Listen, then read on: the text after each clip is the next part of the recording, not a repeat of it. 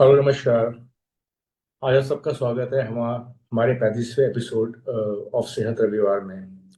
हम लोग मेरे ख्याल से शायद इस बार दूसरी बार मिल रहे हैं as a team.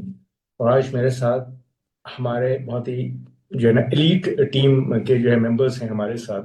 I am doctor Saif Shah, director of orthopedics and joint replacement surgery, and together with me is doctor Hadif Siddiqui, senior consultant and sports injury expert with me, and dealing with the knee and the other sports injury problems.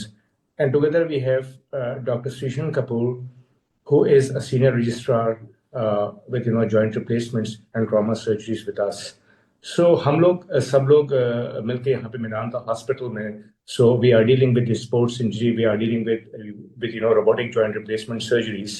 और आजकल हम लोग अभी आज हम आपसे आज बहुत ही कॉमन एक टॉपिक पे बात करेंगे कि जो कि हमारी आजकल जो है ओपीडी में पेशेंट्स आ रहे हैं काफी चीज को लेके, कि जो है सर्दियों में दर्द ज्यादा बढ़ जाते हैं और खासतौर से घुटनों के दर्द की बहुत शिकायत होती है। तो इसमें यह है कि एक्चुअली क्या होता है कि हम लोगों का ट्रेंड जो होता है, इसका जो ओपीडी का ट्रेंड होता है, हमारे पास जो पेशेंट्स आते हैं नी पेन को लेके, वो जो है अगर आप देखें तो जो है सर्दियां जब शुरू होती हैं अक्टूबर नवंबर के महीने में, और या फिर जो है सर्दियों के दौरान हमारे पास पेशेंट्स ज्यादा आने शुरू हो जाते हैं नी पेन को लेके। और जिन पेशेंट को जो है एग्जिस्टिंग आर्थराइटिस भी है वो लेकिन मुझे ऐसा लगता है कि इसका रीजन सबसे बड़ा एक तो रीजन है कि जितनी भी आर्थराइटिस होती हैं और जितने भी नी पेन्स होते हैं वो कुछ सर्दी में ज्यादा बढ़ जाते हैं। और उसका जो है कारण ये है कि हमारा सर्दी में मेन मेन उसका मुझे ये लगता है कारण कि हमारी सर्दी में थोड़ी सी फ्लेक्सिबिलिटी बॉडी की कम हो जाती है, हमारा बॉडी का जो है मूवमेंट थोड़ा सा कम हो जाता है। एनवायरमेंटल चेंजेस भी बहुत होते हैं, बैरोमीट्रिक प्रेशर थोड़ा कम हो जाता है, उससे और ज्यादा घुटने के और या और भी जोड़ों पे थोड़ा सा जोर पड़ता है और एक्सपेंशन होता है, उसकी वजह से भी हमारे घुटने के दर्द और या कहीं के भी दर्द, हाथों के दर्द, कहीं के पीठ के दर्द बढ़ जाते हैं। और मुझे ऐसा लगता है कि इसका मेन कारण हमारी जो है ना फ्लेक्सिबिलिटी कम होना और हमारा जो है मूवमेंट कम होना है। So I would just like to go to doctor Hatif and ask his experience and his view on this very important topic today. Thank you sir. जैसे कि टेम्परेचर वेरिएशन होता है बेसिकली ठंड में सभी लोग जानते हैं कि हर किसी को पता है, आम लोगों को भी पता है कि ये जितने भी पेन्स होते हैं क्रोनिक पेन्स यानी कि किसी को आर्थराइटिस होता है या कभी चोट लगी हो पुरानी तो उसमें पेन बढ़ जाता है। लोग अक्सर बोलते हैं गांव देहात में कि अगर पूरब की हवा चलेगी यानी कि ईस्टर्लीज जो विंड होती है वो अगर चलेंगी तो पेन बढ़ जाता है। ईस्टर्लीज क्या, वो ठंडी हवा होती है, they have of low temperature winds होती हैं। टेम्परेचर का वेरिएशंस जो होता है इसका साइंटिफिक भी है कि अगर टेम्परेचर कम होता है तो जो हमारी बॉडी में फ्लेक्सिबिलिटी है, टेंडन्स के आसपास जो टिश्यूज हैं वो एक्सपेंड करते हैं, और जब वो एक्सपेंड करते हैं तो नर्व एंडिंग जो होती है उनकी वो थोड़ी सेंसिटाइज हो जाती है। और साइनोवियल फ्लूइड जो होता है नी जॉइंट में वो थोड़ा सा थिक हो जाता है जब टेम्परेचर जो है थोड़ा सा कम होता है, और जब वार्म टेम्परेचर होता हो तो वो थोड़ा लिक्विड थोड़ा सा थिन हो जाता है। तो साइनोवियल फ्लूइड थिक हो जाता है, टेंडन और जॉइंट्स के आसपास की जो टिश्यूज हैं थोड़ा एक्सपेंड करती हैं, तो नर्व एंडिंग जो है वो सेंसिटाइज हो जाती है जिसकी वजह से हमारा पेन बढ़ जाता है।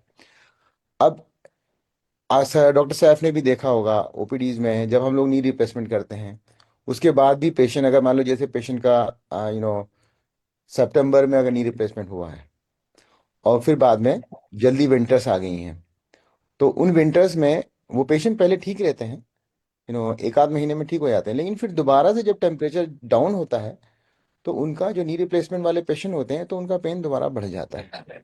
उसका भी रीज़न ये है कि टेम्परेचर वेरिएशन जो है बहुत इंपॉर्टेंट एस्पेक्ट है। तो उसका ट्रीटमेंट हम आगे बात करेंगे। तो ऐसा नहीं है कि कोई भी टेंडन की इंजरीज हो, जॉइंट्स की इंजरीज हो, स्पोर्ट्स इंजरीज भी हो, या आर्थराइटिक हो, रुमेटॉइड आर्थराइटिस हो, या एनकाइलोसिंग स्पॉन्डिलाइटिस हो, ये जितनी भी क्रॉनिक प्रॉब्लम्स हैं तो ये टेम्परेचर वेरिएशन से बढ़ती हैं क्योंककि टिश्यूज में हमारे चेंजेस आते हैं जब हमारा टेम्परेचर डाउन होता है। और बैरोमेट्रिक जब प्रेशर जैसे बताया डॉक्टर साहब ने, तो एटमॉस्फेरिक टेम्परेचर कम हो जाता है, प्रेशर कम हो जाता है, और बॉडी का जो प्रेशर होता है वो सेम रहता है टिश्यूज का, तो टिश्यू एक्सपेंड करते हैं और स्टिफनेस बढ़ जाती है, स्टिफनेस की वजह से रहता है। तो इसका ट्रीटमेंट भी उसी तरह से है जिस तरह से इसका कॉज है। जैसे कि टेम्परेचर बाहर का कम हो गया है तो हमें आसपास अपना टेम्परेचर को मेंटेन रखना है। तो डॉक्टर साहब से मैं कहूँगा कि अब हम लोग ट्रीटमेंट की तरफ एक दफ़ा बात कर सकते हैं इसका, कि हम इसको कैसे कम कर सकते हैं, ये जो रीजंस है हमारे अब पास। yes, yes. Before going on to the treatment, I would just like to hear the view of Dr. Srijan on this because uh, yes, Dr. Srijan, what's your take upon this thank topic? Thank you sir. मुझे ये लगता है कि जो भी patient को जो है एग्जिस्टिंग जो है ना, इनको जो है ऑस्टियोआर्थराइटिस चल रहा है, चाहे वो ग्रेड 1 हो, ग्रेड 2 ऑस्टियोआर्थराइटिस है, उनको जो है ज्यादा सर्दी में प्रॉब्लम हो जाती है। ऑपरेटेड नी समवेयर इन सितंबर अक्टूबर को, वो लोग आके दिसंबर में फिर से बोलेंगे कि हमको डॉक्टर साहब थोड़ा सा पेन बढ़ गया है, एज डॉक्टर बिल्कुल। Hatif said, yes he is right. तो मतलब I mean doctor Srijan, what's your take on this? I mean thank you sir. Sir हम लोग भी ऐसे पेशेंट आप ही के साथ हम देख रहे हैं कि जिनको जो जो गर्मियों में बिल्कुल ठीक हैं और उनका एक सडन पेन में इंक्रीज होता है ड्यूरिंग विंटर्स।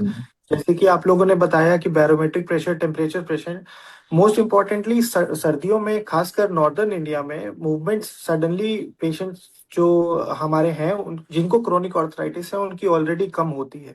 सर्दियां आते आते ऐसा होता है कि नॉर्दर्न इंडिया में स्पेशली कि वो अपनी मूवमेंट्स और कम कर लेते हैं। गर्म सिकाई की बहुत आदत है यहाँ बहुत पे। बहुत गर्म सिकाई में आप लोग रजाइयों में गर्म कमरों में हीटर लेके बैठते हैं। वो हमको ये लगता है कि वो हेल्प करेगा जॉइंट को, बट एक्चुअली में वो जॉइंट में सडन वेरिएशन ऑफ टेम्परेचर जो है कि आप सर्दी में बैठे हैं और फिर हीटर के सामने बैठे और फिर सर्दी में गए, तो उससे जॉइंट में स्टिफनेस आती है because of sudden temperature changes. पर हमने एक धारणा बनाई हुई है कि हम जिस वक्त गर्मी में बैठे हैं तो उस वक्त हमें आराम मिल रहा है। तो ये सडन टेम्परेचर वेरिएशंस भी बहुत कंट्रीब्यूट करते हैं पेन को। उसके साथ साथ मूवमेंट का सर बहुत फर्क है कि हम गर्मियों में जितना मूव करते हैं चलते हैं, सर्दियों में लिटरली हमारी मूवमेंट उसके 20% बचती है। हमारा बाहर जाना बंद हो जाता है, घरों में काम करना बंद हो जाता है, ज्यादातर समय हम स्थिर बैठना चाहते हैं उसकी वजह से। तो ये कारण कंट्रीब्यूट करते हैं सर कि हमारी जो सर्दियों में जो कि आप लोग ने बताया उसके साथ साथ। तो मुझको ये लगता है सृजन कि आज जो है शायद मैं, मुझको याद नहीं है कि मैं कब सुबह मॉर्निंग में वॉक पे गया था।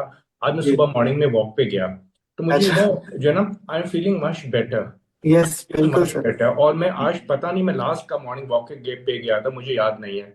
सो मुझे ऐसा लगता है कि हम लोगों को थोड़ा बहुत मूवमेंट करना चाहिए, धूप नहीं निकलती है और इसकी वजह से हमारा विटामिन डी डिफिशियंसी जो है ऑलरेडी चल रही होती है। इंडियन बिल्कुल। पॉपुलेशन 70-80% विटामिन डी डिफिशिएंट है। धूप निकल नहीं रही है, विटामिन डी का कोई स्रोत नहीं है। और ये सब जिन लोगों को जो है ना ऑलरेडी लिगामेंट इंजरीज हैं, कार्टिलेज इंजरीज हैं, वो सब जो है ना रिसर्फेस हो जाती है, बिल्कुल। ऊपर आ जाती हैं।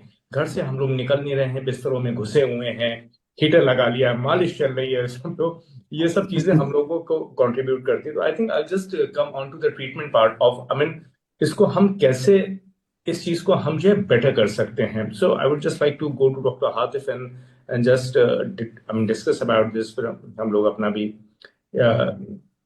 आई think I just want to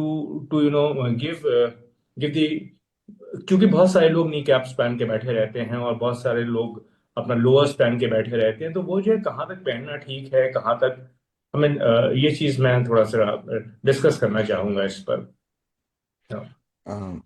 हाँ, नी कैप जो नी सपोर्ट होते हैं वो सही नहीं है पहनना, यस। क्योंकि लॉन्ग ड्यूरेशन तक, क्योंकि उससे मसल वेस्टिंग होती हैं। क्योंकि नी को सपोर्ट मिल जाता है तो फिर हमारी मसल्स वर्क करना कम कर देती हैं। हाँ, हम्म। ये है कि आप ना बॉडी वार्मर्स पहने, ताकि हम्म। आपके बॉडी का टेम्परेचर वो नॉर्मल रहे, मतलब एकदम से एक्सपोजर ना हो आपको लो टेम्परेचर का। आसपास का अपना जहां भी आप रहें एक नॉर्मल टेम्परेचर रखें। दूसरा ये है कि फ्लेक्सिबिलिटी, जैसे बात करी, अभी बात चल रही थी कि मूवमेंट होना चाहिए। मूवमेंट इज अ की। चाहे आप इंडोर हो, अगर आप बाहर नहीं जा सकते हैं, बहुत से पेशेंट्स जो होते हैं ओल्ड होते हैं, उनका ब्लड प्रेशर शूट कर जाता है जब वो बाहर टेम्परेचर में, लो टेम्परेचर में बाहर निकलते हैं। तो उन लोगों को चाहिए कि वो इन हाउस लेकर ही जो है अपनी स्टैंड स्टिल साइकिलिंग करें, लाइट साइकिलिंग करें। उससे उनके बॉडी मूवमेंट, नी मूवमेंट्स ठीक रहेंगे। और एक्सरसाइजेस करें, योगा करें, किसी तरह की भी एक्सरसाइजेस करें, जिससे कि उनका मूवमेंट बॉडी का रहे। और जब बॉडी का मूवमेंट रहेगा तो नी के जो पेन्स हैं और जॉइंट्स के पेन्स हैं वो काफ़ी कम हो जाएंगे। यस। हाँ। और हाँ, डॉक्टर या ये सर सर आप टू नहीं, द प्लीज प्लीज प्लीज, हाँ टू प्लीज। Doctor sir please. Yes doctor Srijan, what's your take upon this? क्योंकि हम लोग सब अभी अपने घर में सारे लोग हम देखते हैं कि भाई लोगों से कहना पड़ता है, अपने जो है पेरेंट्स हैं कि भैया थोड़ा सा हिलो और थोड़ा सा एक्सरसाइजेस करो। जैसे as doctor Hatif said rightly कि भैया आप स्टैंडिंग साइकिल कर लो। बेड में लेटे बिल्कुल हो, सो के उठे हो, बेड में ही लेटे रहो, लेकिन आप थोड़ा सा साइकिलिंग कर लो, ऐसे ऐसे पाँव को थोड़ा सा जी। आप ऊपर उठा लो, बैक को थोड़ा सा, हिप्स को आप ऊपर उठा लो, कुछ तो बॉडी मूव करे। अब बिल्कुल बिल्कुल ही आप लेटे हुए हो और बिल्कुल कोई भी मूवमेंट नहीं है, तो भाई अगर कोई भी अगर नॉर्मल इंसान भी अगर एक हफ्ते के लिए लेट जाएगा और ज्यादा एक्टिविटी होगी तो उसके बॉडी में स्टिफनेस और जो पेन आना जो है वो है, लाजमी है, होगा वो। बिल्कुल। Doctor Srijan, up to you, please please I mean. Sir इसमें मैं हाथी सर की बात को सेकंड करना चाहूंगा, और मैं ये भी कहूंगा सर कि ये एक ट्रीटमेंट का इलाज, ट्रीटमेंट ट्रीटमेंट होते होते हुए प्रिवेंशन भी है सर। कि अगर हम सर्दी में, सर्दियां आते आते पहले ही अपना मूवमेंट वगैरह जो गर्मियों में हमारा था उसी को हम कंटिन्यू करें या मेंटेन करें जितना कर पाए। जैसे आपने बताया कि बिस्तर पे साइकिल कर सकते हैं, या हम थोड़ा बहुत घर में ही अपने वॉक करें। घर में ही टेम्परे जिस रूम में भी हम बैठे हैं उसमें भी हम रूम के ही 10 15 20 राउंड लगाएं। तो उसी से हम ये कर सकते हैं कि ये ट्रीटमेंट के साथ साथ प्रिवेंशन भी है कि दर्द रहेगा ही नहीं।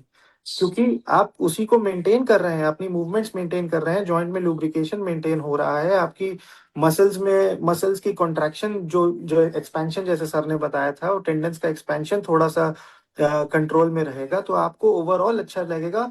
And it will in fact help with the सर्दी ऑल्सो, क्योंकि आपके यस। बॉडी में मूवमेंट रहेगी, मेटाबॉलिज्म रहेगा, थोड़ा पसीना आएगा, तो आपको सर्दी भी कम लगेगी। Yes. And as yes far as the knee knee caps और नी के जो सपोर्ट्स होते हैं, दैट गोज, नी कैप्स बहुत ज्यादा आप लोग यूज ना करें, कि इनफैक्ट ना यूज करें। जी पेशेंट जी। से मैं ये कहता हूं कि अगर आपको मान लीजिए कहीं अगर ट्रैवल करना है, आपको स्टेशन पे जाना है, वहां सीढ़ी चढ़नी है, आपको जो है ग्रेड 1 ग्रेड 2 ऑस्टियोआर्थराइटिस है, थोड़ा बहुत आर्थराइटिस आपको चल रहा है, तो आप नी कैप पहन लीजिए। बट हाँ आप जो है रोजमर्रा घर में कहीं आप जा रहे हैं, उसमें आप जो है नी कैप मत पहनिए, और आप जो है ना लोअर्स पहन लीजिए पूरे जो होते हैं। नी कैप बिल्कुल पहनने से आपकी जो थाई के सामने के मसल्स होते हैं, क्वाड्रिसेप्स मसल्स, उसकी और फर्दर वीकनेस होती है। वीकनिंग बिल्कुल। से फिर आप नी कैप कभी छोड़ नहीं पाते हैं और उसको और भी पहनना पड़ता है। जहां तक दवाइयों का रोल है, पेन किलर्स पे ज्यादा डिपेंड मत होइए। अगर आपको पेन किलर्स खाने भी है तो आप सिंपल एक क्रोसिन खा लीजिए, 650 मिलीग्राम की। विटामिन डी थोड़ा सा आप सप्लीमेंट्स ले सकते हैं, वीकली वीकली आप सप्लीमेंट्स ले सकते हैं इसके जो है विटामिन डी के। और आप देखिए जो है ना, एज डॉक्टर हादिफ ऑल्सो सेड, और यही हम लोग का एक डिस्कशन चल रहा है कि जो है movement movement is the key to life. Movement होना बहुत जरूरी है। अगर आप मूवमेंट नहीं करेंगे, this stiffness and this pain is bound to happen.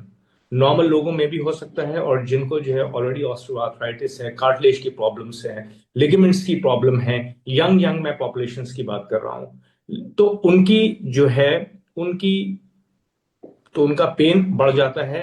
And we can see in our OPD attendance also के जो है पेशेंट्स ज्यादा आना शुरू हो जाते हैं अपने बॉडी के और अपने घुटने के दर्द को लेकर। Over to doctor Hatif, what can we do, I mean इसका prevention and I mean what else is recommended for all these things. I mean खास तौर से मैं I would just like to focus on the जो ना older population. हमारे सबके घर में ओल्ड लोग हैं, हमारे पेरेंट्स हैं, हमारे रिश्तेदार हैं। उनको हम क्या कहना चाहेंगे, उनको हम क्या बताना चाहेंगे? I mean yes please. हाँ। देखिए आर्थराइटिस के, अगर अक्सर ना आर्थराइटिस हर किसी को होती है, थोड़ी बहुत होती है, ग्रेड 1 होती है, लेकिन उन लोगों को ना पता नहीं चलता है क्योंकि वो इतना उनको प्रॉब्लम नहीं करती है। और ओल्ड एज में जो है जिस तरह से हमारी एजिंग प्रोसेस चल रही होती है, तो हमारी सारी चीज़ें एजिंग कर रही हैं धीरे धीरे। मसल्स एज कर रही हैं, बोन्स एज कर रही हैं, ऑस्टियोपोरोसिस हो रहा है, बोन वीक हो रही हैं। और जब ठंड आती है, टेम्परेचर आती है, टेम्परेचर जब कम होता है, तो हमें क्या होता है कि हमारी जो मसल्स हैं और ये सब है, स्टिफनेस हो जाती है। आर्थराइटिस वाले पेशेंट्स को इन्फ्लामेशन ज़्यादा होता है, यानी कि वहाँ पर टेम्परेचर वेरिएशन की वजह से, क्योंकि टेम्परेचर डाउन होता है, तो उसमें बॉडी का एक जो एक हीमोस्टेसिस बॉडी बॉडी मेंटेन करती है, एक रेगुलर रिलेशनशिप जो आउटसाइड टेम्परेचर और इनसाइड बॉडी टेम्परेचर का जो मेंटेन रहता है वो डिस्टर्ब होता है, तो उसमें बॉडी थोड़ी रिएक्ट करती है। खासतौर से रेमेटॉइड आर्थराइटिस पेशेंट जिन लोगों को होता है, हम लोगों ने सभी लोगों ने देखा होगा कि रेमेटॉइड आर्थराइटिस या कोई भी ऑटो इम्यून आर्थराइटिस होता है वो नी को भी अफेक्ट करता है। तो उसमें क्या होता है कि टेम्परेचर वेरिएशंस का बहुत ज़्यादा असर होता है। ऑस्टियो हम्म आर्थराइटिस में फिर भी इतना नहीं होता है, लेकिन इन ऑटोइम्यून आर्थराइटिस में टेम्परेचर का वेरिएशन बहुत ज़्यादा असर पड़ता है इससे। तो पेशेंट जो होते हैं गर्मियों में बिल्कुल ठीक रहते हैं, और बाद में ये ये बढ़ जाता है, एकदम बहुत ज़्यादा बढ़ जाता है इनफैक्ट। या में स्वेलिंग हो जाती है, पेन हो जाते हैं, पेन हो जाता है। हमारे पास क्वेश्चंस भी आए हैं, तो हम क्वेश्चंस भी अटेंड कर सकते हैं। बिल्कुल। क्वेश्चंस पे यस, अगर we can just go on to the questions and just see. और इसमें मैं यस, अगर you know, are you there?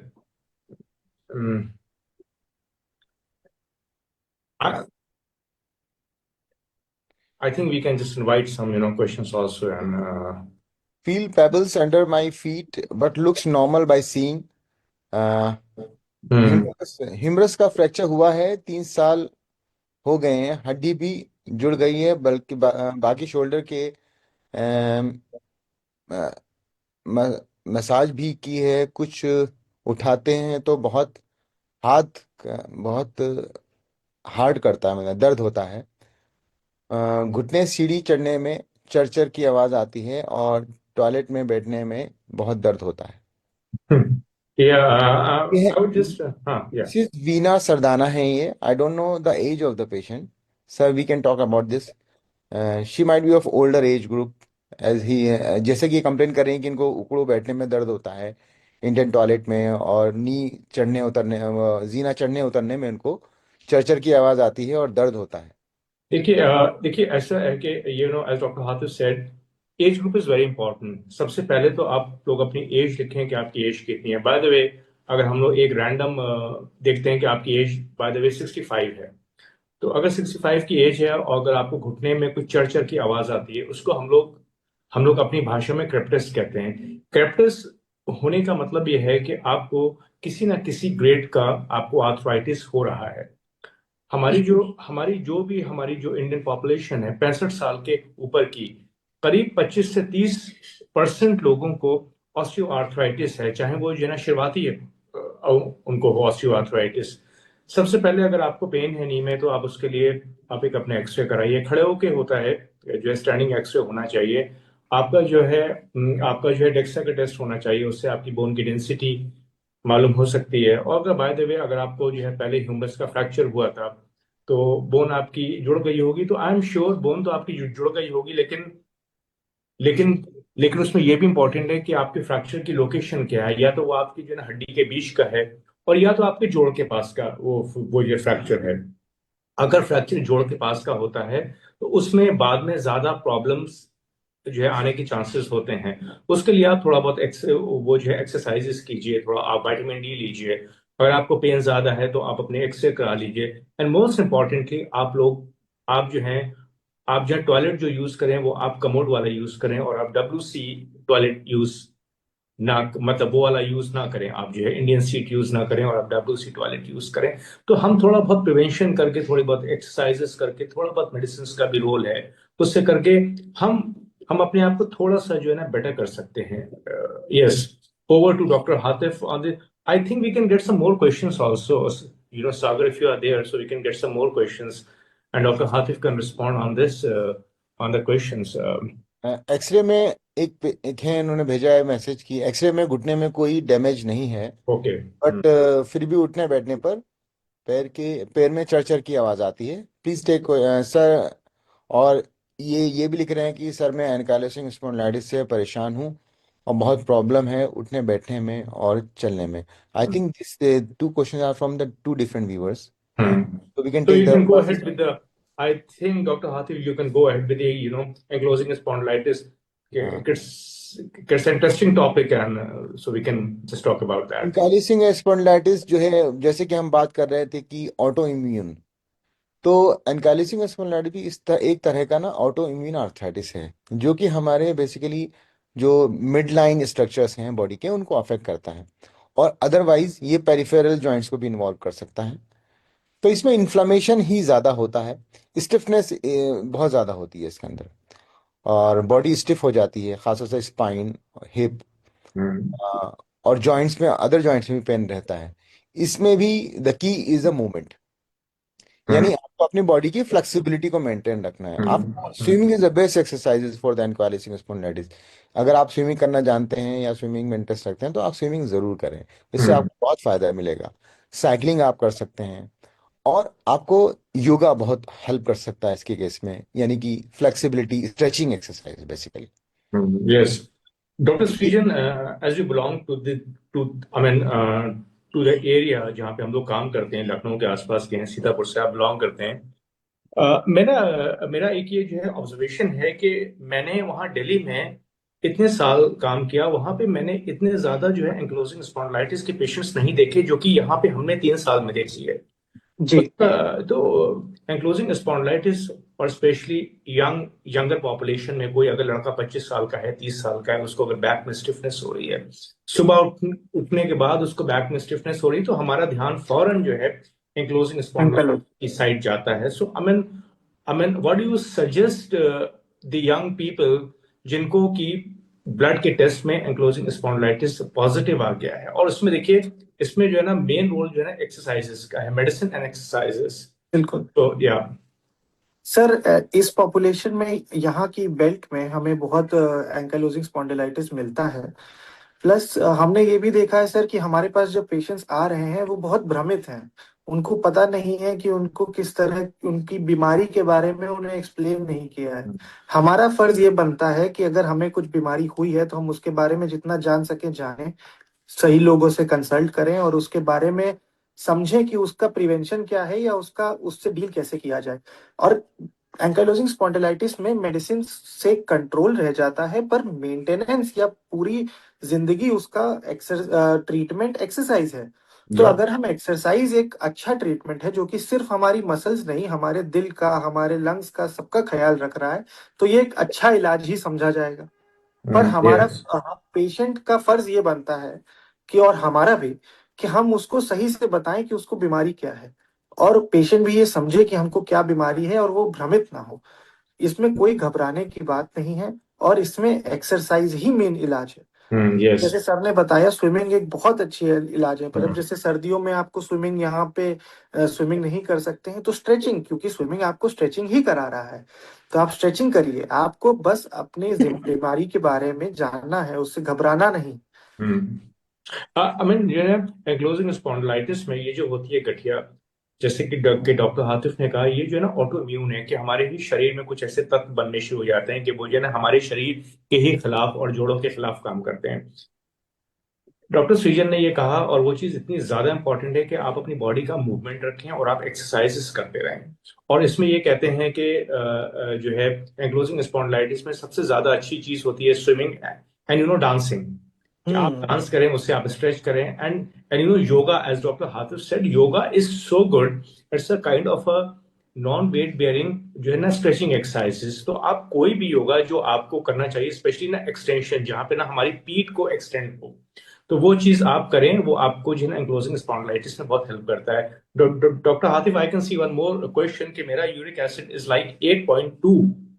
तो आई एम श्योर ये कोई यंग मेल होंगे, और इनका जो है इनका जो है ना यूरिक एसिड की जो है प्रॉब्लम से बहुत लोग आते हैं हमारे पास। तो उसमें हम लोग यूरिक एसिड में हम लोग जो है खाने का क्या ख्याल रख सकते हैं, और यूरिक एसिड को हम कैसे फॉलो अप कर सकते हैं? I would just like to go to you, and uric acid में डाइट्स का क्या मतलब रोल है? मैं ये मतलब व्यूअर्स को चाहता हूं कि वो लोग जाने इस चीज को। देखिए, यूरिक एसिड जो हमारे बॉडी का, यूरिक एसिड जो बढ़ता है बेसिकली ज़्यादातर मेल पेशेंट्स में ही ये प्रॉब्लम होता है, हाइपरयूरिसीमिया। और जैसे कि आप बता रहे हैं आपको बैक पेन रहता है, यूरिक एसिड के जो सिम्टम्स ज़्यादातर होते हैं ना, ग्रेड 2 में पेन होता है, नीज में भी पेन हो सकता है, एंकल में भी पेन और स्वेलिंग हो सकती है, और जनरलाइज बॉडी मतलब जितने जॉइंट्स हैं उनमें भी पेन हो सकता है। तो अगर यूरिक एसिड जैसे किसी का ज़्यादा है तो उसके लिए डाइट का मैनेजमेंट बहुत ज़रूरी है। इसकी कुछ मेडिसिन भी आती हैं जो यूरिक एसिड को डॉक्टर कम। हासिफ, मैं एक मिनट आपको मैं आपको बीच में रोकना चाहूंगा। ये बताइए कि यूरिक एसिड ज्यादा व्हाट इज ज्यादा, मतलब कुछ लोग कहते हैं कि मेरा 7 है या 8 है। What is the what is the average पे जहां पे हमको जो है एक्ट नहीं करना है और जहां पे हमको एक्ट करना है? I think it is 7.5 is a limit. या। अगर हम्म। एक बात ये भी है कि every hyper uricaemia is not gout, यानी कि अगर किसी का यूरिक एसिड ज्यादा भी होता है और अगर सिम्टम नहीं है, हम्म। ये गाउट नहीं है, तो मतलब जो गाउट कहने का मतलब है कि यूरिक एसिड बढ़ने की वजह से जो जॉइंट में आर्थराइटिस हो जाती है, उसको गाउट बोलते हैं हम लोग। तो अगर आपका यूरिक एसिड बढ़ गया है और अगर आपको सिम्टम नहीं है, या हो सकता है कि वो सिम्टम किसी और वजह से हो, हम्म। तो ये भी देखना जरूरी है, क्योंकि इसके सिम्टम जैसे मैंने बताया आपको कि ये सिम्टम्स अलग अलग होते हैं। यूरिक एसिड अगर आपको जैसे कम करना है, तो डाइट को पहले फॉलो करें। दो तरह के प्रोटीन होते हैं, प्योरीन और पैरामीडिन कंटेनिंग प्रोटीन्स। तो जिन प्रोटीन में, यानी कि जिन फूड्स में लो प्यूरिन होता है, यानी कि प्यूरिन प्रोटीन जो है ब्रेकडाउन प्रोडक्ट होता है प्रोटीन का, प्यूरिन और पैरामीडिन। तो अगर प्यूरिन कम है जिन डाइट्स में, उनको हमें लेना चाहिए। लाइक रेड मीट को हमें अवॉइड करना चाहिए, रेड मीट में हाई प्यूरिन होता है। खासतौर से जो बीफ होता है और मटन होता है। चिकन का सेवन हम कर सकते हैं। और जितनी भी यू नो ये जैसे कि आम जबान बोलते हैं, छिलके वाली दाल को अवॉइड करना है, जैसे राजमा है खास तौर राजमा पे है। से, या। हाँ। हाँ। तो हम्म। सर एक दफ़ा हम आप बताएं व्यूअर्स को कि सर डाइट्स में जो लो प्यूरिन्स होती हैं, वो कौन कौन सी और कैसे कैसे हम लोग अवॉइड कर सकते हैं। देखिए एक्चुअली क्या है कि हम लोग को बेसिकली हम लोग को पेशेंट की जो डाइट्स होती हैं, पेशेंट की हम लोगों को जो है ना डाइट के हिसाब से करना चाहिए कि भाई आप क्या खाते हैं। कुछ लोग बोलते हैं कि हम भाई वेज नहीं, वेज ही खाते हैं। वेज खाने वालों का भी यूरिक एसिड हाई है, तो हम उनसे कहेंगे कि ये भाई आप छिलके वाली दालें मत खाइए और आप जो है ना राजमा मत खाइए। नॉन वेज अगर आप खा रहे हैं तो आप जो है ना रेड मीट मत खाइए। You can just take some lean meat like a fish और चिकन। तो ये सब अपनी ही जो आपकी डाइट्स हैं उसी को थोड़ा बहुत आप जो है मॉडिफाई करें।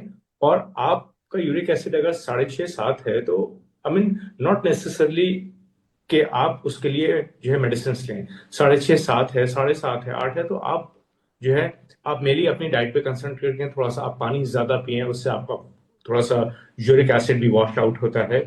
तो अगर आपका 7 7.5 है तो आपको दवा खाने की जरूरत नहीं है।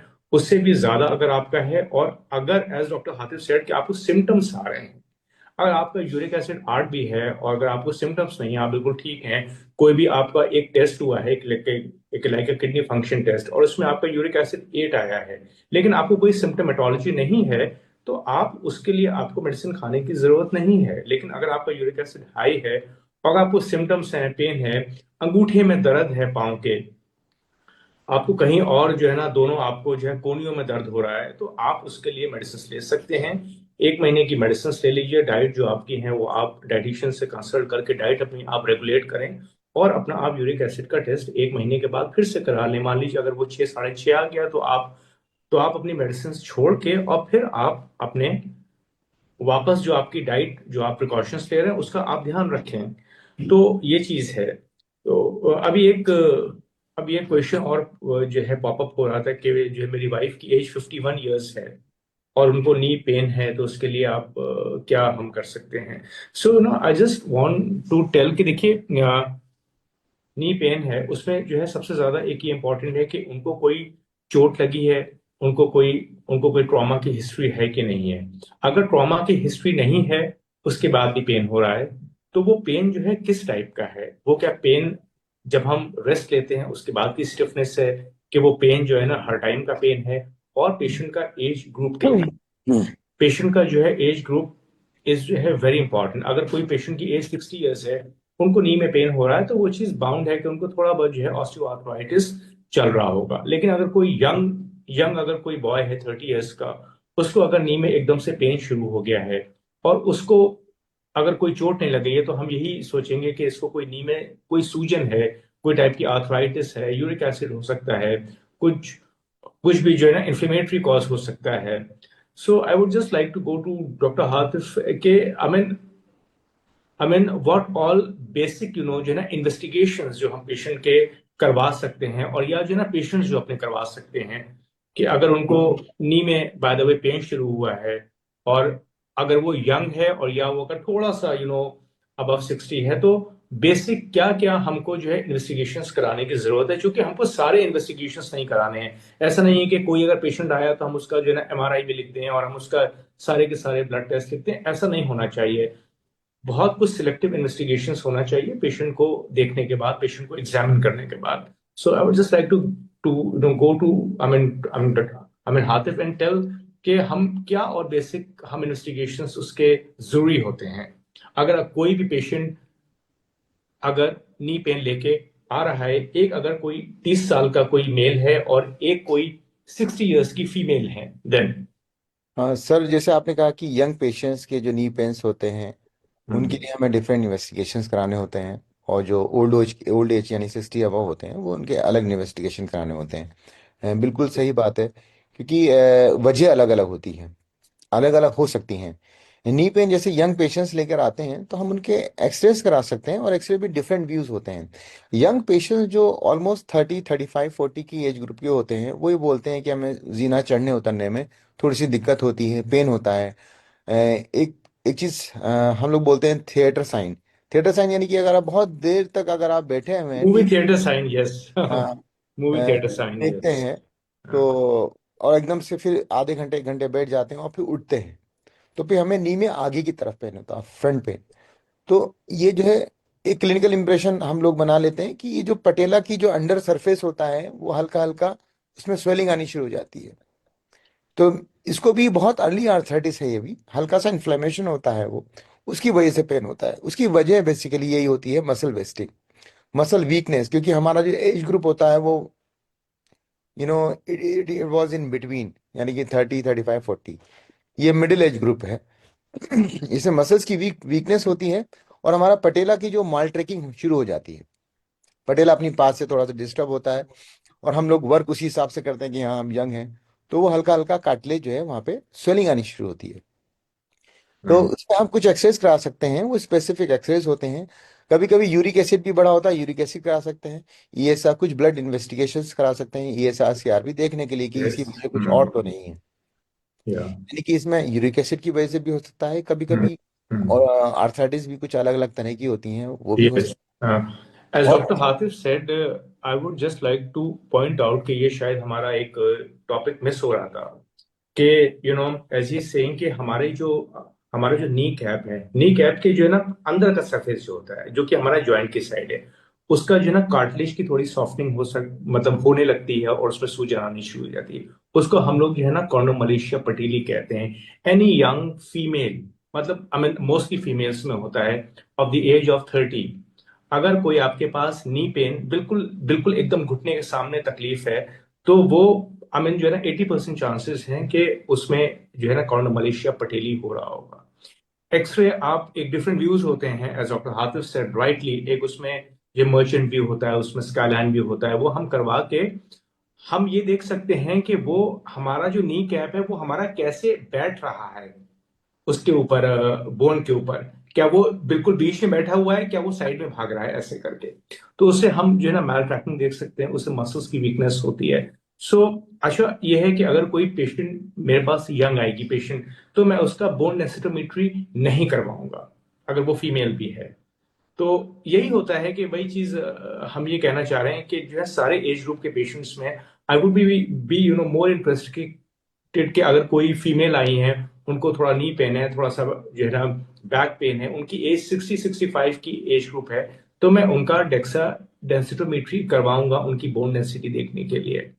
यस, ओवर टू डॉक्टर हातिफ, या अगेन, या।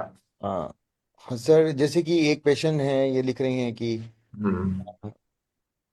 हस्बैंड है उनके ना कि my my wife age is 51 and her knee x-rays show absence of cartilage and joint almost fused. या। इंजेक्शन भी लगवाया है दोनों नीज में, लेकिन कोई फायदा नहीं हुआ है। तो ये पूछ रहे हैं कि surgery is the only option. या। यस। तो सर जैसे कि हम लोग देखते हैं कि अक्सर लोग ये सोचते हैं कि ऑस्टियो आर्थराइटिस जो होता है, क्योंकि इनको ऑस्टियो आर्थराइटिस ही है जिस तरह की सिम्टम्स ये बता रहे हैं, कि वो किसी मेडिसिन से या इसका कोई क्योर है, तो इसका क्योर एग्जैक्टली नहीं है, इसका ट्रीटमेंट है। ग्रेड 1 ग्रेड 2 में हम लोग ट्रीटमेंट कर लेते हैं इसका, कुछ इंजेक्शन जैसे लगवा चुके हैं आप। उससे थोड़ा सा आपको टाइम मिल जाता है कि हाँ, थोड़ा सा सर्जरी को पोस्टपोन करने का। अगर इन चीज़ों से फायदा मिलता है तो अच्छी बात है। अगर स्टेज 3 या स्टेज 4 आर्थराइटिस हो गया, जैसे कि जिस तरह से बता रहे हैं कि ऑलमोस्ट जॉइंट फ्यूज हो चुके हैं, तो प्रोबेबली इनको स्टेज 3 या स्टेज 4 ही होगा, आई थिंक। या स्टेज 4 हाँ, ऑस्टियोआर्थराइटिस या स्टेज 4 ही होगा, तो उसमें तो सर हम लोग सर्जरी ही करते हैं। सर्जरी करते हैं। हाँ, मैं मतलब सर्जरी। मेरे पास जितने भी पेशेंट्स आते हैं वो अगर ये कहते हैं कि अच्छा, क्या होता है कि पेशेंट्स दो तीन चार जगह से दिखाने के बाद आते हैं हम लोग के पास, because we are sitting in a tertiary centre. तो क्या होता है कि पेशेंट्स बेचारे थोड़ा डरते हैं, और वो लोग सर्जरी नहीं कराना चाहते हैं। कहीं पहले उनको सर्जरी बताई है तो वो सर्जरी से बचना चाहते हैं। और ये पेशेंट्स बोलते हैं कि इसमें डॉक्टर साहब, इसमें कुछ क्या इंजेक्शन काम करेगा। मेरा सिर्फ उनसे एक ही चीज होती है कि देखिए, मेरे बाल सफेद हैं, मैं अगर इसमें डाई लगा लूंगा थोड़े दिन के लिए काले होंगे, फिर से सफेद हो जाएंगे। तो यूजली, जो है ना, as doctor Hafiz said, I mean very rightly, कि जो है ना, ग्रेड 1 2 में थोड़ा बहुत फायदा हो सकता है इनिशियल अगर आप हैं तो इंजेक्शन, लेकिन आपका डिजीज का जो प्रोसेस है, आपकी जो स्पीड है आपके आर्थराइटिस की, वो चीज रुकेगी नहीं। फौरी तौर पे थोड़ा सा स्टॉप गैप अरेंजमेंट होगा, आपको आराम मिल जाएगा। लेकिन अगर आपको ग्रेड 3 या ग्रेड 4 आर्थराइटिस है, यानी कि जैसे वो एक क्वेश्चन आया था कि उनका बिल्कुल जॉइंट स्पेस एकदम ऐसे फ्यूज हो गया है, बिल्कुल एकदम, तो उसमें जो है ना, इंजेक्शंस बिल्कुल फायदा नहीं करते हैं। कभी कभी थोड़ा बहुत स्टेरॉइड का इंजेक्शन थोड़ा सा इन्फ्लेमेशन कम करता है, सूजन कम करता है, उसमें हम लोग कुछ दर्द की दवा भी मिला के डाल देते हैं। तो ये फौरी तौर पे मेरे ख्याल से कुछ दिन के लिए या कुछ हफ्ते के लिए पेशेंट्स बेटर हो जाएंगे, लेकिन वो आपका आर्थराइटिस ठीक होगा नहीं। एंड अल्टीमेटली आपको सर्जरी के लिए जाना चाहिए। तो आपकी सर्जरी की क्या स्टेज है, सर्जरी आपकी होनी चाहिए या अभी सर्जरी नहीं होनी चाहिए, या आपको थोड़ा बहुत एक्सरसाइजेस से कुछ फायदा होगा, तो ये आपके जो सर्जन हैं, आपके जो डॉक्टर हैं, वो आपके एक्सरेज देख के ज्यादा बेहतर बतवा सकते हैं।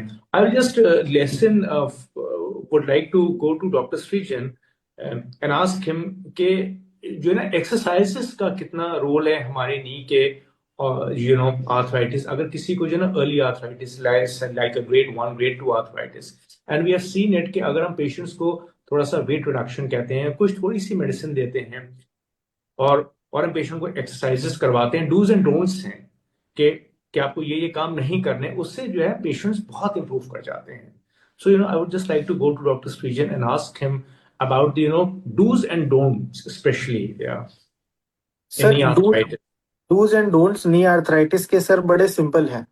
कि हम भी, जैसे आप भी या सर भी, हम लोग जैसे ओपीडी में समझाते हैं कि अगर हम देखें तो घुटने के बीच में जो स्पेस कम हो गई है और घुटना में जो कुशन होता है, जैसे कार्टिलेज हम लोग कहते हैं, अगर वो कम हो गया है तो सिंपल फिजिक्स है कि उस पे जो लोड आ रहा है उसे हम कम करें। तो वेट रिडक्शन एक बहुत अच्छी मोडालिटी है कि अगर हम वेट पे अपने ध्यान देते हैं तो घुटने पे जो लोड आ रहा है वो कम होगा।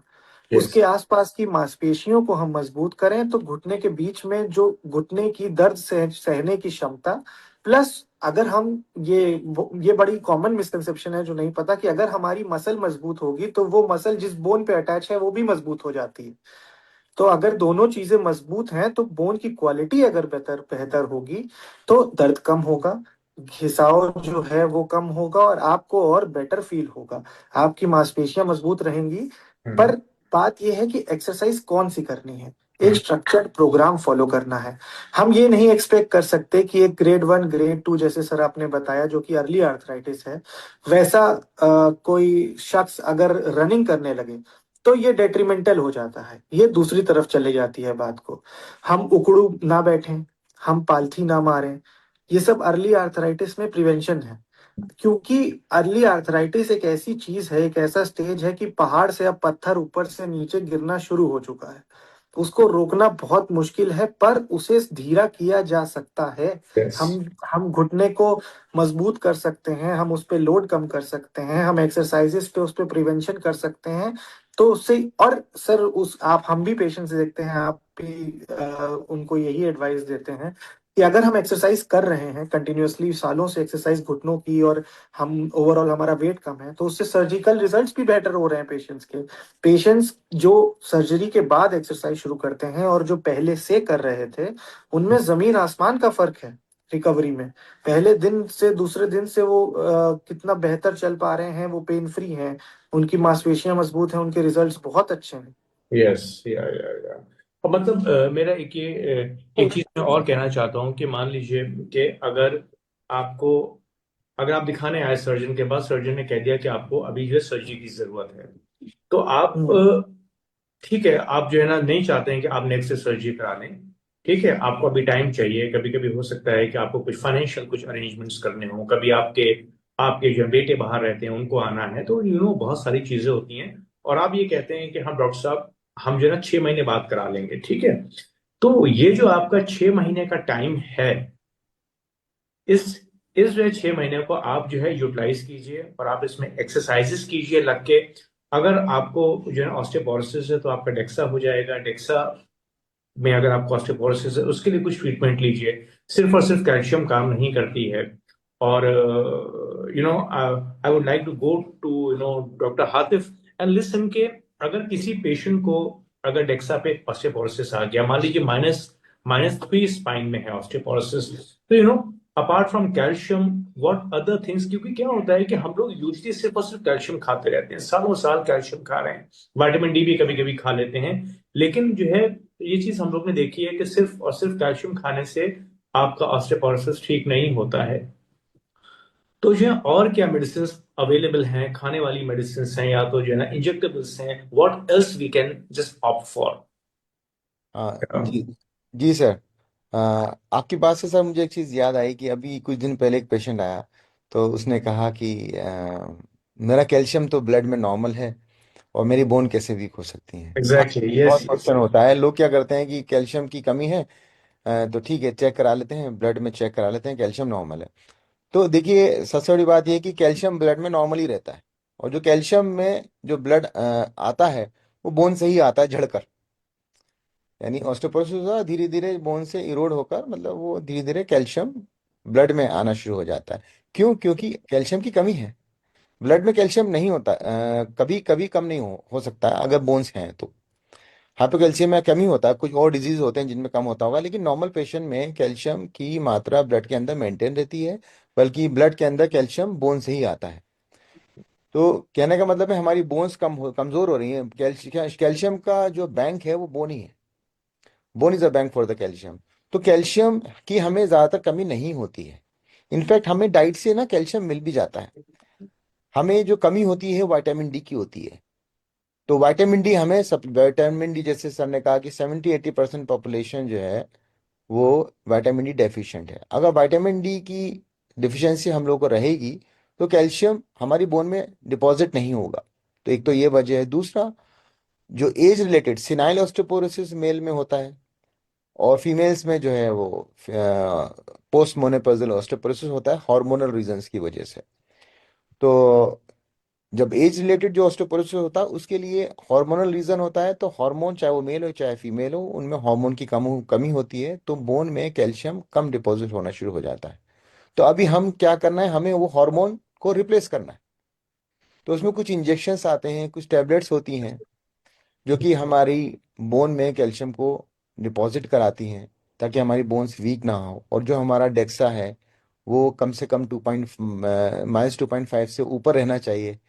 यानी कि -1 से ऊपर रहना चाहिए अगर हमें नॉर्मल बोन डेंसिटी है, और -1 और -2.5 के बीच में ऑस्टियोपिनिया होता है, लेकिन कम है, लेकिन इतना कम नहीं है कि इसको ऑस्टियोपोरोसिस कहते हैं। और -2.5 जैसे सर ने बताया -3 है, तो ये काफ़ी कम है। तो इसके इन केसेस में हमें कैल्शियम, विटामिन डी, कुछ एक मेडिसिन आती हैं, ओरल मेडिकेशंस होती हैं जो हफ्ते में एक दफ़ा या महीने में एक दफ़ा लेनी होती हैं, वो हमारे ऑस्टियोपोरोसिस में वर्क करती हैं। और कुछ इंजेक्शंस होते हैं जो हार्मोनल इंजेक्शंस होते हैं, जैसे कि टेरिपेराटाइट होते हैं और डेनिसुमाब होता है।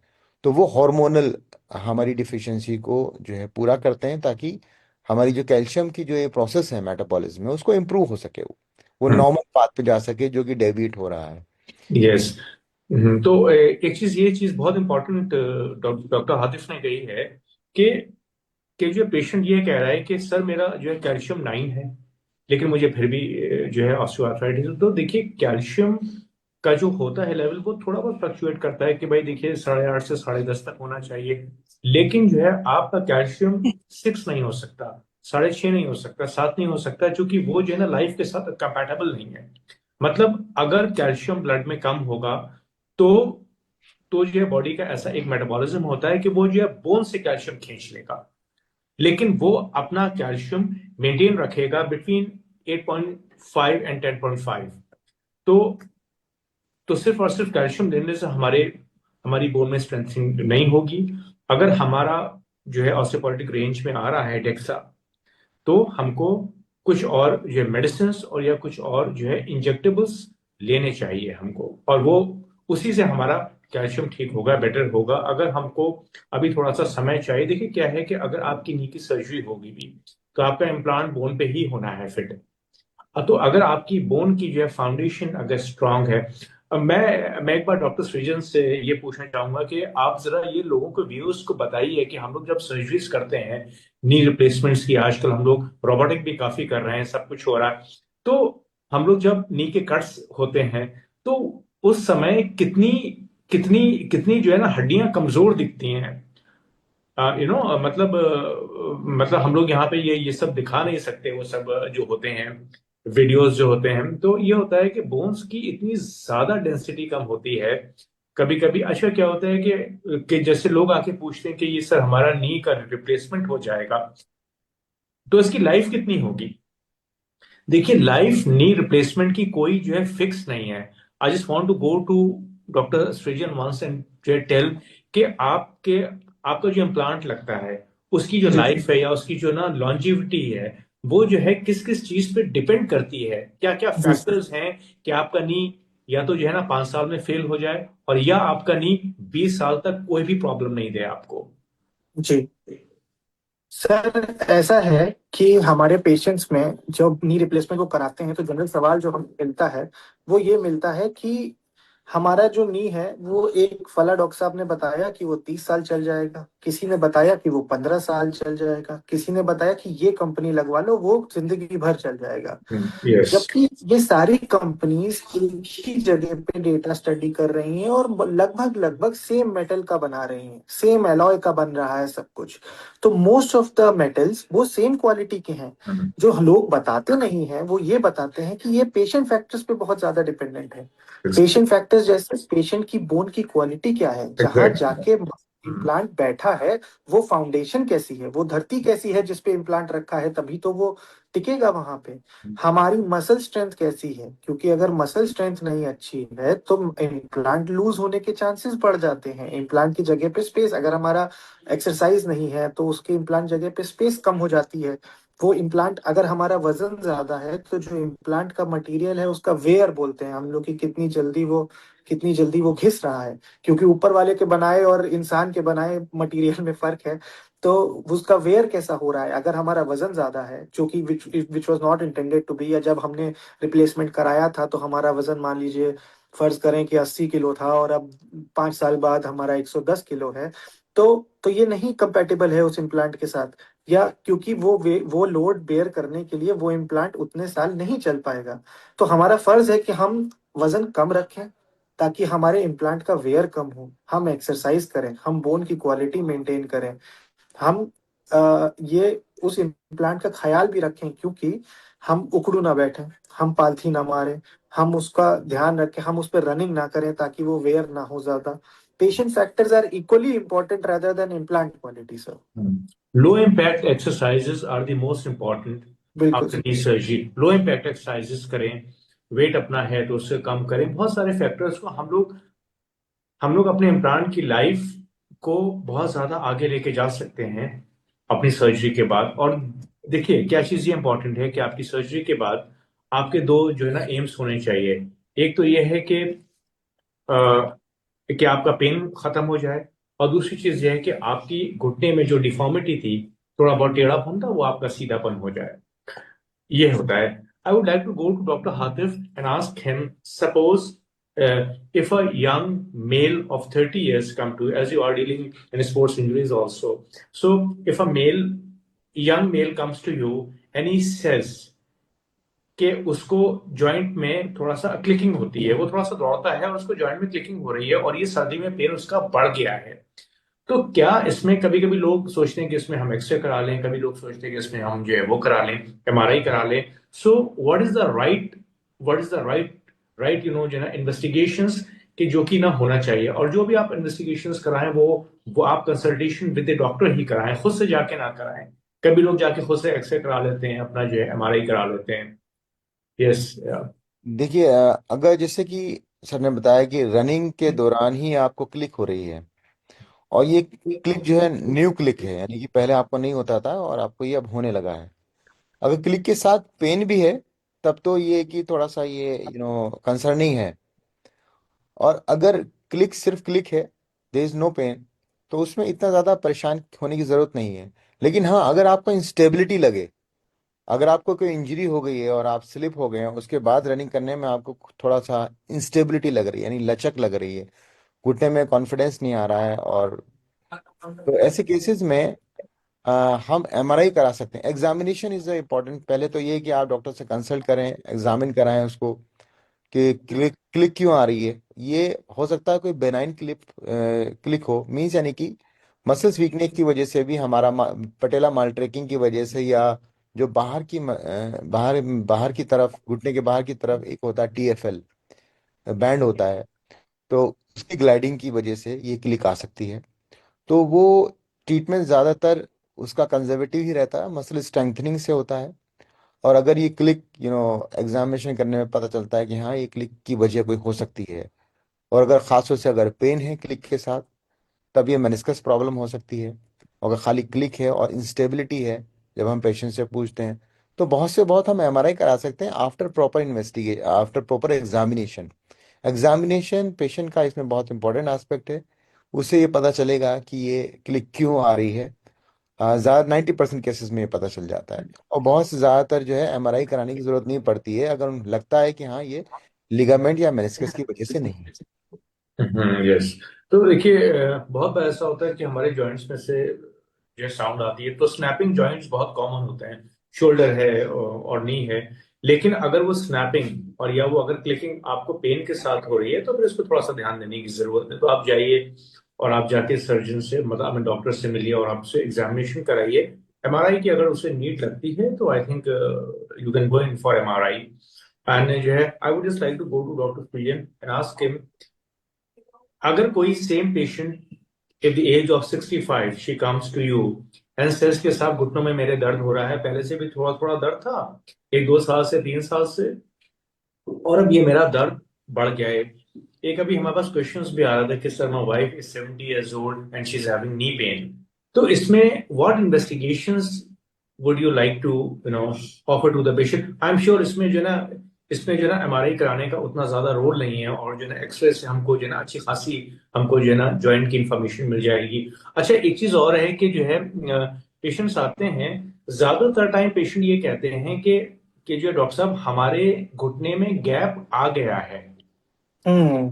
ज्यादातर तबकि जो है ना होता जो है ना उल्टा है, कि एक्चुअली गैप होता है हमारे घुटने में, लेकिन वो गैप कार्टिलेज की लॉस की वजह से गैप जो है कम हो जाता है।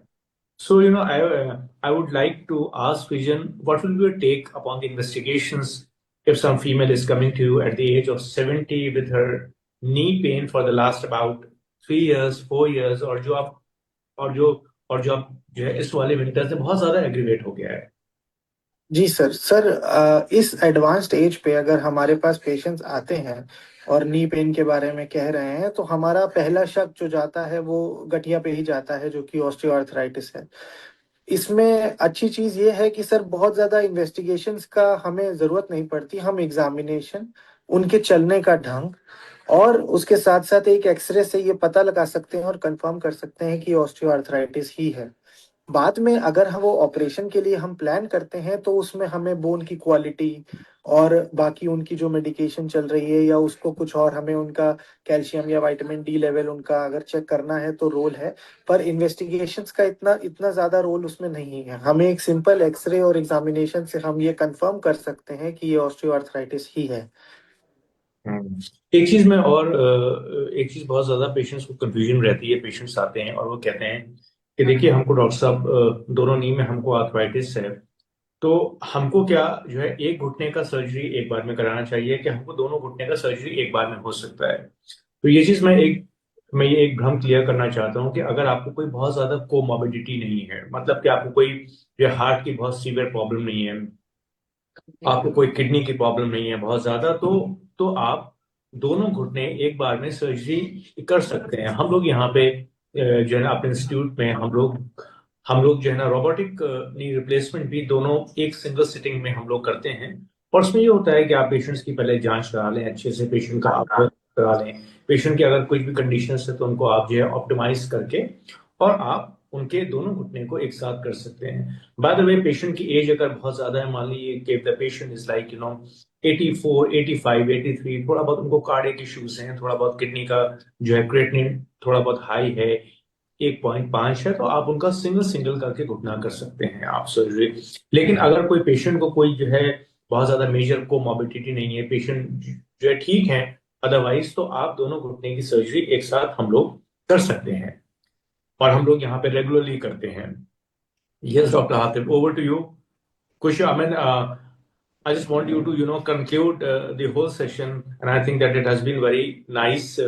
और हम लोग ने पेशेंट्स के क्वेश्चंस भी आई थिंक ज्यादातर हम लोग ने जो है ना आंसर कर दिए। सो क्वेश्चन से सर बीच में अनअटेंडेड रह गए हैं। तो जैसे कि एक पेशेंट ने लिखा है कि उनके फिफ्थ मेटाटार्सल में फ्रैक्चर हो गया था और वो शायद वो ऑपरेशन हुआ था, उसमें वहाँ पे उनको पेन हो रहा है। तो सर जैसे कि फिफ्थ मेटाटार्सल का जो फ्रैक्चर्स होते हैं, हम लोग जैसे उसमें स्क्रूज लगाते हैं और उनको 1 साल हो गया है, और 1 साल होने के बाद भी उनको अभी पेन रहता है। तो मैं ये कहना चाहूंगा उनसे कि हो सकता है कि वो पेन उनके जो है स्क्रू इम्पिंजमेंट की वजह से हो रहा हो। कभी कभी जो है स्क्रूज वो टेंडन पे इम्पिंज करता है और वो फ्रैक्चर तो यूनाइट हो जाता है, लेकिन वो स्क्रू जो है इम्पिंज कर रहा होता है और वो कहीं ना कहीं उसको पेन कर रहा होता है। तो मोस्ट ऑफ द टाइम हम लोगों ने कभी कभी स्क्रू निकालना होता है, क्योंकि वो उसके ऊपर बोन सी बन जाती है, डिफिकल्टी भी होती है। तो वो वहाँ पे एक टेंडन भी पास कर रही होती है, तो उसमें इम्पिंजमेंट करने की वजह से पेन हो सकता है। तो जैसे कि हम लोग जैसे सर्जरीज करते हैं फिर मेटाटार्सल फ्रैक्चर्स की, उसमें स्क्रूस लगाते हैं। तो ज्यादातर के केस में हम लोग ना 1 डेढ़ साल के बाद वो स्क्रू निकाल देते हैं जब फ्रैक्चर यूनाइट हो जाता है। तो मैं इनसे कहूंगा कि ये एक्सरे कराएं और देखें, अपने डॉक्टर से कंसल्ट करें कि कहीं इम्पिंजमेंट की वजह से तो पेन नहीं है ये। देखिए, एक्चुअली क्या होता है कि एज सेड राइटली कि हम लोग जब भी फिक्स करते हैं फ्रैक्चर्स को, तो हम लोग कभी प्लेट लगाते हैं, हम लोग कभी स्क्रूज लगाते हैं, कभी हम उसको वायर से कनेक्ट करते हैं। कुछ कुछ ऐसे पॉइंट्स होते हैं जो कि हमारी बोन बिल्कुल एकदम खाल के नीचे होती है, कि जैसे जो है ना कि जैसे अराउंड द एंकल जॉइंट्स, हमारे टखने के पास अगर आप फील करें तो वहां पे आप अपनी बोन फील कर सकते हैं। यहाँ पे जो है कोनी के पास, यहाँ के जो होते हैं क्लाविकल के फ्रैक्चर्स होते हैं, तो इसमें हमारे पास अ, क्या होता है कि अराउंड जब हम लोग सर्जरी कर देते हैं तो जो है अराउंड 1/3 ऑफ द पेशेंट, मतलब 100 में से करीब 30-35 पेशेंट को वो इम्प्लांट निकलवाना होता है। अगर वो थोड़ा बहुत कुछ इम्पिंज कर रहा होता है तो स्क्रू के हेड्स फील होते हैं, प्लेट्स फील होती हैं, वायर्स फील होते हैं। तो ये सब चीजें, अगर आपको इम्प्लांट पड़ा हुआ है तो आप एक्सरे कराइए, और अगर इम्प्लांट लगा है तो उसको निकलवाइए आप। अगर आपको इम्प्लांटेशन नहीं हुआ है तो आप थोड़ी बहुत एक्सरसाइजेस कीजिए फुट की। आप अपना फुटवेयर भी कुछ चेंज कर सकते हैं, उसको भी देख सकते हैं। कभी कभी जो है ना फुटवेयर की प्रॉब्लम्स बहुत होती हैं फुट के पेन्स में, और कुछ एक्सरसाइजेस कीजिए तो उससे आपका पेन ठीक हो सकता है, बेटर हो सकता है। Yes doctor Srijan, something you want to add in this discussion? Sir मैं ये भी कहना चाहूंगा कि मैं ये पूछना चाहता हूँ सर आप दोनों से कि जैसे ये फिफ्थ मेटाटार्सल फ्रैक्चर के बारे में वो शख्स बता रहे थे, तो क्या ये रिलेटेड उससे भी हो सकता है कि सर्दियों में उसके आसपास के जो टेंडन एक्सपेंशन या जो क्रोनिक पेन परसिस्ट करता है, क्या फ्रैक्चर्स में ये कॉमन चीज हम देखते हैं क्या, जो हील भी हो गए हैं या नहीं भी हील हुए हैं उन फ्रैक्चर्स में? यस डॉक्टर हातिफ, प्लीज प्लीज हाँ गो अहेड। हाँ हाँ। अगर इम्प्लांट जैसे कि लगा हुआ है और फ्रैक्चर यूनाइट हो गया है, और अगर इम्प्लांट कुछ प्रॉब्लम कर रहा है, तो हमें उसको निकालना चाहिए। क्योंकि उसकी वजह से हमारी एक डॉक्टर थी जो अनेस्थीसिया की डॉक्टर है, हम लोगों ने सर्जरी की थी उन्होंने उनकी, और शायद हमने उसमें इम्प्लांट निकाला था, मुझे याद है। We have remove the screw that one. तो ये एक्चुअली बहुत स्किन के पास होता है। कोई भी इम्प्लांट अगर स्किन के पास है या टेंडन के पास है, you better know the anatomy, hmm where are the tendons and क्या वो टेंडन इम्पिंज हो सकती है वहां उस इम्प्लांट से, तो हमें उसको देखना होता है। तो बहुत सारे जो इम्प्लांट्स होते हैं वो डीप सीटेड होते हैं बीनीथ द मसल्स, मसल्स बल के आसपास होते हैं, टेंडन्स वहां पे नहीं होती हैं, तो वहां पे इम्प्लांट निकालने की जरूरत नहीं होती है। हम्म एक सर पेशेंट हैं जिनका 21 फरवरी में सर्जरी हुआ था, ठीक है, वो ये पूछ रही हैं कि क्योंकि 2025 में हुआ होगा आई थिंक, तो उनका 1 साल होने वाला है। तो ये कह रहे हैं कि अब हमें दर्द नहीं है तो उनको क्या दिखाने की ज़रूरत नहीं है। तो जैसे कि मैंने अभी हम लोग कुछ दिन पहले ही बात कर रहे थे कि 1 साल के बाद अगर पेशेंट ये पूछता है कि सर हम कब दिखाएं, तो हम उसको स्माइल अथवा स्लाइड स्माइल के साथ बोलते हैं कि you know near around your every year, near around your birthday. Hmm. तो अपनी बर्थडे से पहले आप दिखा दें या उसके आसपास दिखा एक चीज इसमें ये बहुत चीज इंपॉर्टेंट है कि अगर दें, follow up. By the way किसी का अगर नी रिप्लेसमेंट हुआ है तो एक्चुअली देखिए क्या होता है कि नी रिप्लेसमेंट जब हम लोग करते हैं और या जो भी हमारे पेशेंट्स जो है ना फॉलोअप के हैं, पेशेंट्स को एक जो है ना लॉन्ग स्टोरी बताना चाहिए और इनका जो है ना वे फॉरवर्ड पेशेंट्स को मालूम होना चाहिए कि आपकी नी सर्जरी आपकी हुई है, and you know how to carry this knee surgery for whole of your life nicely. तो एक चीज ये है कि आप पेशेंट्स को बता दिए कि देखिए अगर हमें आप दिखाने नहीं आ रहे हैं तो आप साल भर में एक बार आ जाइए दिखाने के लिए। अगर आपका वेट थोड़ा बढ़ा हुआ है तो हमेशा आप अपने ये कंट्रोल करिए कि अपना वेट कम करें और ये आप अपना वेट स्टैटिक रखें, बढ़े नहीं। आपको जो है एक्सरसाइजेस लाइफ लॉन्ग करनी है, पूरी लाइफ एक्सरसाइजेस करनी है। डूज एंड डोंट्स जो हैं वो आपको पूरी लाइफ फॉलो करने हैं। और अगर आपको ऑस्टियोपोरोसिस हो रहा है जो स्पेशली फीमेल्स में, तो आपको अपना जो है ऑस्टियोपोरोसिस के लिए कुछ आप मेडिकेशंस लीजिए। ठीक है, अगर आपको पेन नहीं है तो ये चीज जो है बहुत अच्छी है, पर आप मत जाइए डॉक्टर्स को दिखाने के। लेकिन लेकिन आप जो है ना इम्प्लांट सर्वाइवल के जो पॉइंट्स हैं उस पे आप अपना ध्यान दें और अपने डॉक्टर से डिस्कशन करें। अगर आपको पेन नहीं है, कोई भी प्रॉब्लम नहीं है, तो फिर उतना दिखाने की जरूरत नहीं होती है। लेकिन यस, ठीक है, एक बार में कभी एक साल में एक बार आ जाएं आप अपने फॉलोअप के लिए, लेकिन अपने जो है ऑस्टियोपोरोसिस का ध्यान रखें, अपने वेट का ध्यान रखें, डूज एंड डोंट्स का ध्यान रखें। यही चीज आपके इम्प्लांट को और आपकी सर्जरी को बहुत ही जो है लॉन्ग लेके चलता है। रोबोटिक रोबोटिक नी से थोड़ा सा रिजल्ट्स आर बेटर। उसमें उसमें आपके इम्प्लांट की जो कि आपकी सीटिंग होती है वो जो है ज्यादा बेटर होती है। हम लोगों के रोबोटिक नी वाले पेशेंट्स बहुत अच्छा कर रहे हैं, कन्वेंशनल वाले भी बहुत अच्छा कर रहे हैं। रोबोटिक एक नई टेक्नोलॉजी है जो कि हम अपनी जो प्रैक्टिस में कर रहे हैं इनकॉर्पोरेट, और उसके रिजल्ट्स हमारे पास बहुत बहुत ज्यादा अच्छे आ रहे हैं। तो I think that we can conclude our discussion, and thank you so much, Dr. Hatif. Thank you so much, Dr. Srijan. I know that Dr. Srijan is at his home uh, in Sitapur. हम लोग तो यही हैं दोनों thank में, you sir. तो जो है so and thank you so much for just sparing the time on Sunday and joining us. So and thank you so much, Sagar. Are you there? Uh, uh, can we conclude the session, or we have some more questions?